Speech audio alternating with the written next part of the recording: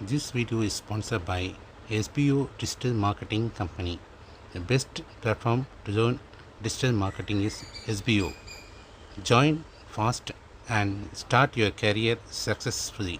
பண்ணாதீங்க பெரிய தப்பு. தினம் 300 ரூபாய் சம்பாதிக்க அரிய வாய்ப்பு. இன்ஸ்டாகிராம், Facebook பயன்படுத்த தெரிந்தால் போதும். Content post and content publishing மூலமா தினம் 300 ரூபாய் சம்பாதிக்கலாம். இந்த வேலை செய்ய 5 நிமிடம் போதும். Work training support, group communication support, all language customer live chat support, முக்கியமா சொந்தமா ஒரு பிசினஸ் ஸ்டார்ட் பண்ற அளவுக்கு உங்களால கற்றுக்கொள்ளவும் முடியும், சம்பாதிக்கவும் முடியும். இந்த வேலை வாய்ப்பு வழங்குவது 5 வருடத்திற்கு மேல ரன் ஆகிட்டு இருக்க நம்ம தமிழ்நாட்டு company school of business organisation private limited. மேலும் விவரங்களுக்கு டிஸ்கிரிப்ஷன்ல கொடுத்திருக்க நம்பருக்கு வாட்ஸ்அப் பண்ணுங்க.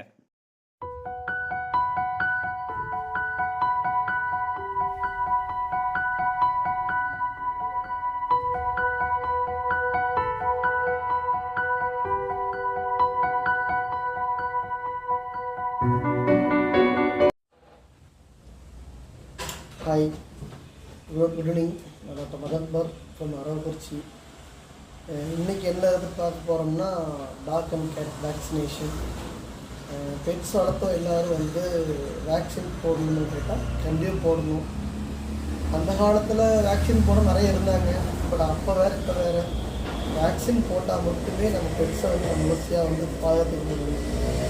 வேக்சின் அவசியம் கூட ரெண்டு அவசியம் தான். 2 டைப் இருக்குது. ரேபீஸ் எதையும் பார்த்துட்டு இது வந்து நம்ம பெட்ஸுக்கு நம்ம வளர்த்துற நாய்க்கு பூனைக்கு எந்த நோய் தாக்காமல் பாதுகாத்து போடுறது. இதை நம்ம கண்டிப்பாக போட்டே ஆகணும்.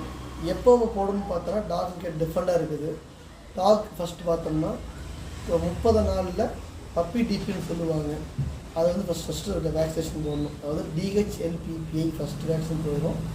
அந்த வேக்சினேஷன் பிரிக்கும்போது பப்பி டிபின் ஃபஸ்ட்டு 30 நாள் இருக்குது. போட்டு முடிச்சதுக்கப்புறம் 45ஆவது நாளில் வந்து DHLPPI வேக்சின் ஃபஸ்ட் டோஸ் போடும்போது ஃபஸ்ட் போடணும்.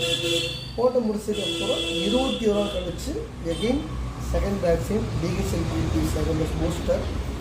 மறுபடியும் 21 நாள் கழித்து மறுபடியும் ஒரு வேக்சினேஷன் DHLPPI. தென் ஆஃப்டர் வந்து ரேபீஸ் 2 டோஸ், மொத்தம் 20 டோஸ் போடணும். இதுக்கப்புறம் ஒரு டோஸ் ஒன்று இருக்குது கினல் காஃப். அது வந்து ரேபீஸ் போட்டு முடிச்சதுக்கப்புறம் கடைசியாக போடலாம். அது கடைசி ஏன்னு சொல்கிறேன். இந்த வேக்சினேஷன் ஏன் தனித்தனியாக ஒன்று போடணும்னு சொல்கிறேன்னா, ஒவ்வொரு வேக்சினேஷன் கேப்லேயும் பார்த்தீங்கன்னா ஒவ்வொரு இம்யூனிட்டி ஃபேஸ் இன்க்ரீஸ் ஆகும். இது இந்த ஒரு DHLPPIங்கிறது ஒவ்வொன்றும் ஒரு நோய். என்னென்னு பார்த்தீங்கன்னா கென்னல் டிஸ்டம்பர், ஹெப்படைட்டிஸ், இன்டோஸ்பைரா, பேரா இன்ஃப்ளூயன்ஸா, பாரோவைரன்டிட்டிஸ். மொத்தம் 5 வகையான டிசீஸ் இருக்குது. இதை தான் வந்து நம்ம பெட்ஸுக்கு அஃபெக்ட் ஆகாமல் போடுறது இந்த வேக்சினேஷன். ரொம்ப சிவியர் டெத் அப்படின்னு பார்த்தோம்னா கண்டிப்பாக வந்து பேராவைரல் இன்ஃபெக்ஷன்ஸ் வந்து கண்டிப்பாக வந்து டெத்தை காஸ் பண்ணக்கூடியது. ட்ரீட்மெண்ட் பண்ணாட்டி கண்டிப்பாக நம்ம பெட்ஸ் நம்மகிட்ட இழக்க நேரிடும். அதுவும் கெனல் டிஸ்டம்பர், அது 1 இயருக்கு மேலே டாகுக்கு வரும், பப்பிக்கு ரொம்ப காமனாக வரும். அதிகமான டெத்தை காஸ் பண்ணக்கூடிய ரெண்டுமே. இதை வராமல் இருக்க வேக்சின் கண்டிப்பாக போட்டே ஆகணும். சில டாக் வந்து வேக்சினேஷன் போடாத பர்சன் என்ன பண்ணணும், சாப்பிட மாட்டேங்குது, வாந்தி பண்ணுது, டைரியா போனால் ஸ்மெல் ஹெவியாக வருது, இதை வந்து இறக்கும். டிஸ்டம்பர் பேசிக்காக நம்ம ஊர் அதிகமாக இருக்கக்கூடிய ரெண்டுமே டிஸ்டம்பர். அதே மாதிரி வெட்டுன்னு சொல்லுவாங்க தமிழில். இன்னொன்று மூளை காய்ச்சல். இது தூங்குகிற மாதிரி மண்டையாட்டும் கண் போல தள்ளும், இந்த மாதிரி சிம்டம்ஸ் இருக்கும். இது ரெண்டுமே வந்து டெத்தை வந்து காஸ் பண்ணக்கூடியது.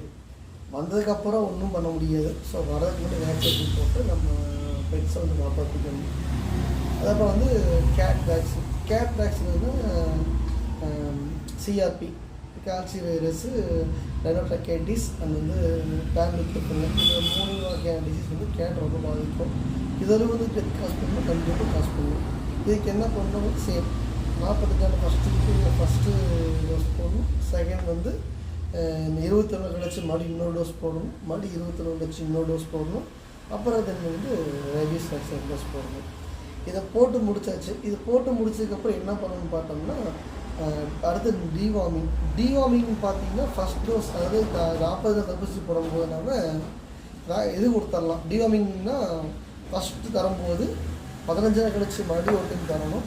இதை நான் வந்து ஒவ்வொரு மாதமும் ஒரு 2 மாதத்துக்கு கண்டிப்பாக வேக்சின் டிவார்மிங் பண்ணணும். டிவார்மிங் ஏன் பண்ணணும்னு பார்த்தோம்னா அதுக்குள்ளே ஒரு கீரி பூச்சிகள்னு சொல்லக்கூடிய சில புழு வகைகள் 3 டைப் புழு இருக்குது.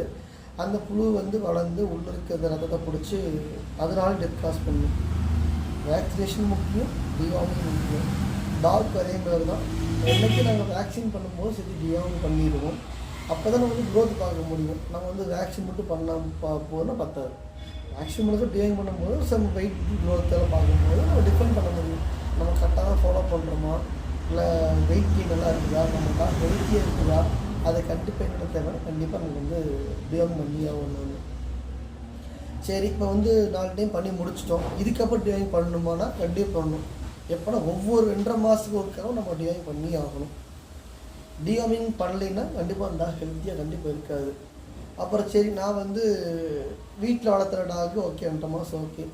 சில பேரில் ஹண்டிங் போவாங்க. ஹண்டிங் டாக்ஸ் நிறையா பார்த்துருப்பீங்க. இந்த சிப்பி, கன்னி இந்த மாதிரி இருக்க டாக்லாம் பார்த்தா லோக்கல் ஹண்டிங் போகும்போது அது ஹண்டிங் போகிற டாக் கண்டிப்பாக